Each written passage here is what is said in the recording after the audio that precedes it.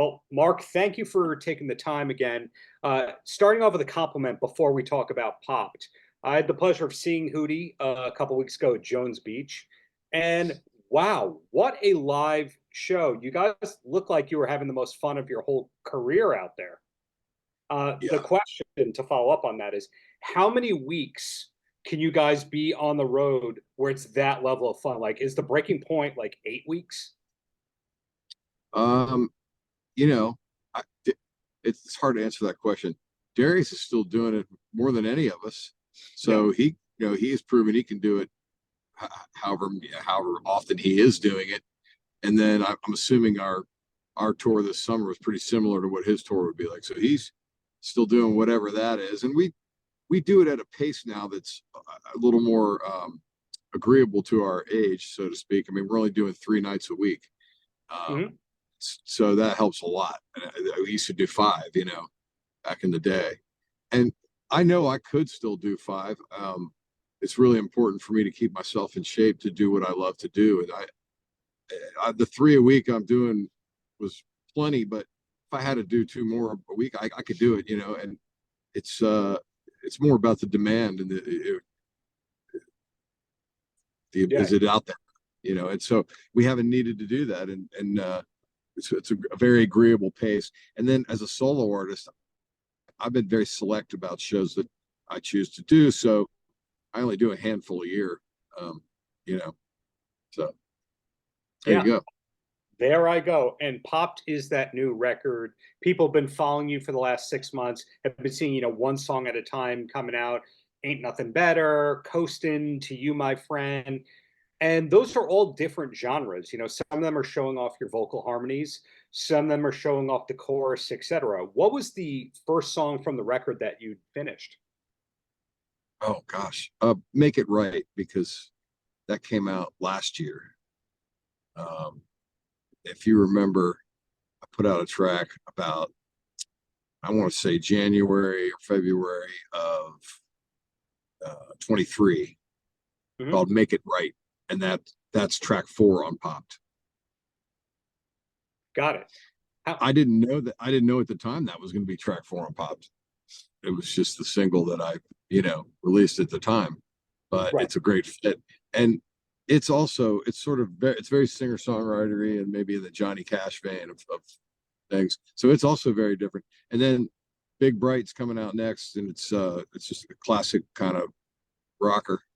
And then the next one coming after that is a straight up reggae track, horns and everything. Wow. So how long has the record been done for? Mikey, who is my guitar tech on the road, is also my engineer in the studio. And he and I finished it right before we left for the tour back in like February, March, and you got it mixed and everything and mastered, and then left for the tour. And then I got them all printed up. Got it.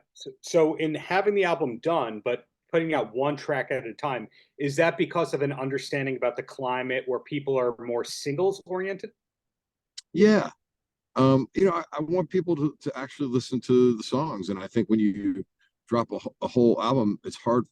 One of the things I'm very happy about is that I have videos for 7 songs from the record, uh, and 4 of which I've already released this year, the 5th one coming. Mhm.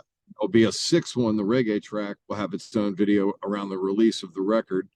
And then Make It Right, like I said, was released last year. So a total of 7 videos, and that it gives people a chance to get to hear a bunch of songs from the record before actually listening to the record. Because again, you can't assume people are going to sit down and listen to the whole album anymore, sadly.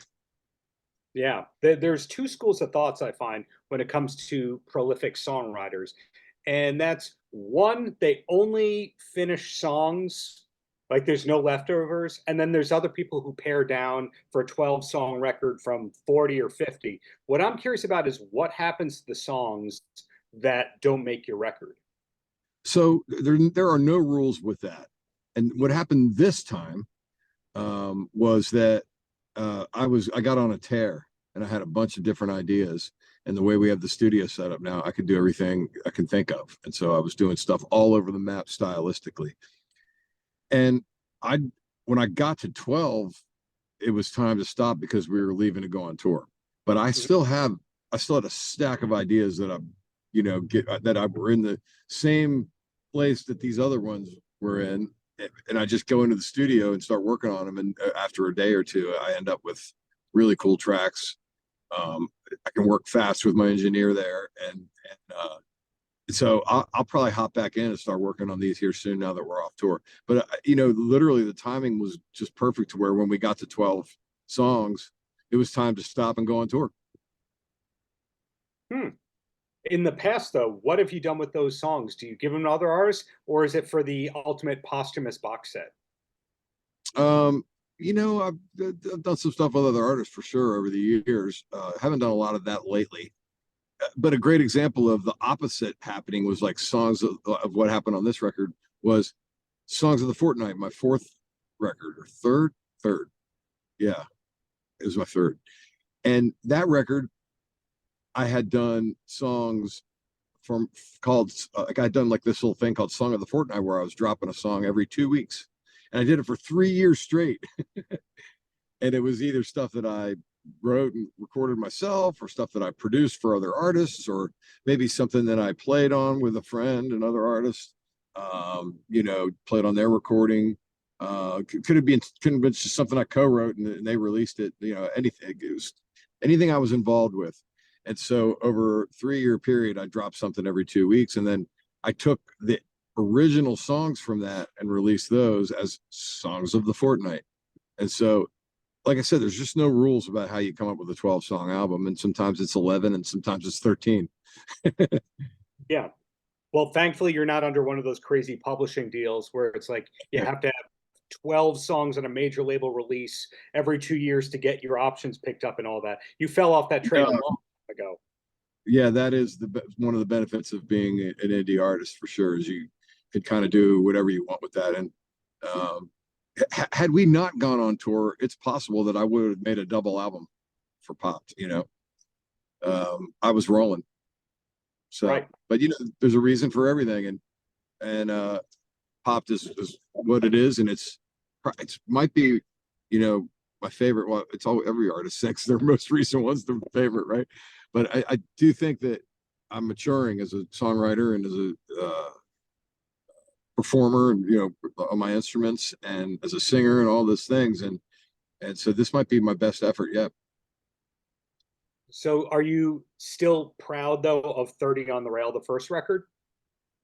Oh yeah, and I mean, you kind of have to look at each record as a piece of the time that it came from, and that's where I was at that time. And I think a lot of those songs would have been on a Hootie record had we been more like prolific. And we only made a record every 2 years. So had we done a record every year, a lot of the songs for 30 on the Rail, and then my second record probably would have been on Hootie records. But when we would take these long breaks, I was just like, I'm not gonna do nothing. I got all these songs, and so I just found a way to release them. The last full length that I was familiar with before this upcoming one was Midlife Priceless, which is such a great title. Did you have the title all along when you were making the record? No, I came up with it probably right towards the end of making the record, right towards the end of it. Yeah, it's a good one for sure. Very fitting for that.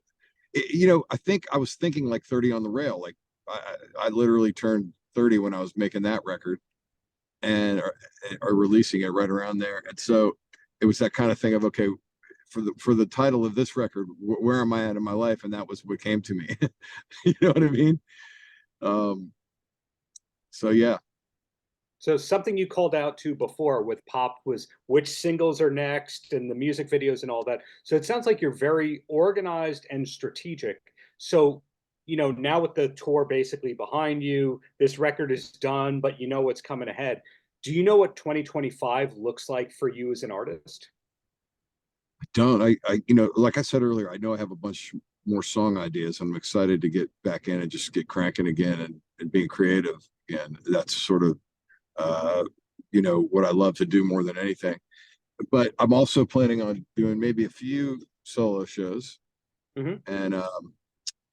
And like I said earlier, I'm select about the plays that I do, and it has to be something that makes sense. So I'll do a handful of shows maybe next year, and then and maybe, like I said, a bunch more recording, and see where all that leads. And there's talk about doing some collaboration with friends, and we'll see where all that leads. I'm not in any don't have anything on paper, on calendar yet. So Yeah, I admire how DIY you can be when you need to be, and how arena stadium oriented you are when you need to be, depending on the project and what the scope of the whole thing is. Is there anything on your musical bucket list that you're still hoping will happen that you haven't done yet? Like, for example, I'm not aware of you ever touring Japan or doing a lot of European touring. in Southeast Asia, and I would love to do that again with Hootie.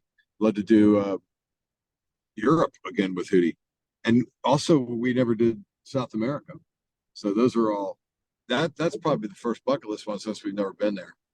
And then just likewise, I'd like to do any of those places solo as well if I ever got the chance, just to go over and play. I just want to play. I love playing. I think those are the key words. I just want to play. So, was there ever a period when you were fallen out of love with music? In other words, did you have to get back into it after a couple of years of not picking up, or have you consistently over the years been able to do music as a hobby and not just a career?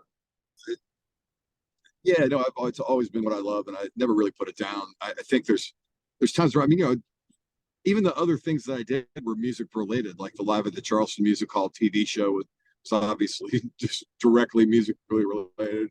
Uh, the nonprofit that I help run down here at Charleston is a after school recording studio for kids. I mean, list goes on.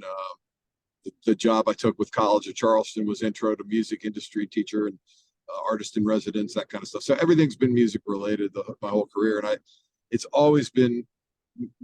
I literally live in the dream where it's like I get to do what I'm passionate about, and I'm very thankful for that, and I never take it for granted.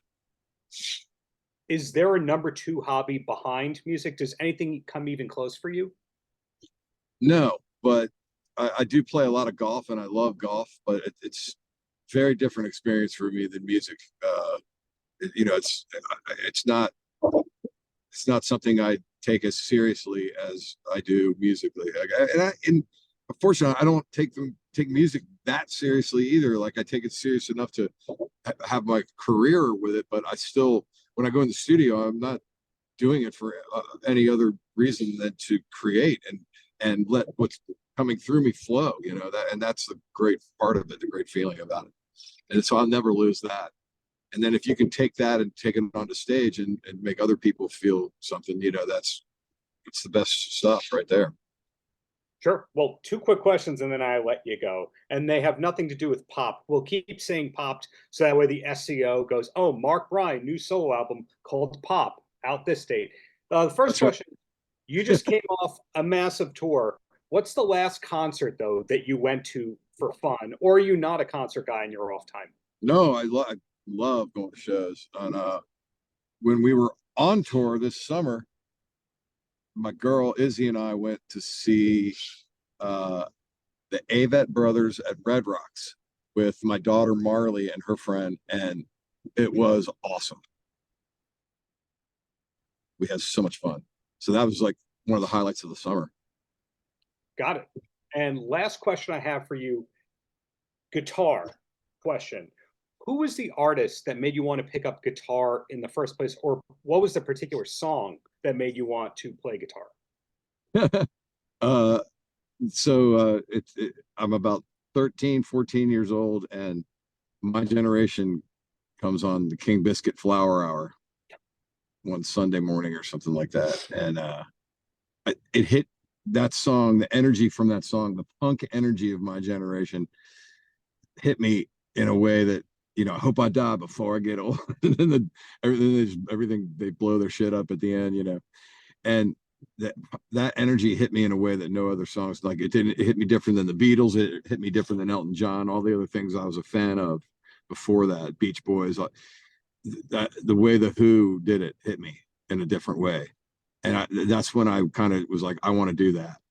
And so I think Pete, and then I love too how, as great of a guitar player as Pete Townsend is, he's equally as great, or maybe even greater, as a songwriter composer. Mhm. And so he's always been probably my biggest inspiration between those two things. But I also really love Springsteen, like in his songwriting. And then when it comes to guitar players, like Eddie, I mean, I was a huge Eddie Van Halen fan growing up. Who wasn't? And then also Mark Knopfler, man. I love Dire Straits, and I love the tasty style of Mark Knopfler. And I thought that, like, just sort of how understated but perfect it was. Mhm. And so those are kind of three of the big ones growing up. And Got one it. thing, and Jimmy Page too. And one thing to say about Jimmy Page and Eddie, obviously I love their shreddability, both of them. But what makes Jimmy Page to me so epically great is their riff writing. They're composers, they're rock composers. And what they did with the guitar with riffs is unprecedented. And Jimmy Page did it in the 70s and Eddie did it in the 80s, but the amount of riffs that we still listen to today and that it influenced other people from those two is unreal. It's not just the shredding, it's their songwriting and composing as well. Paltrocast.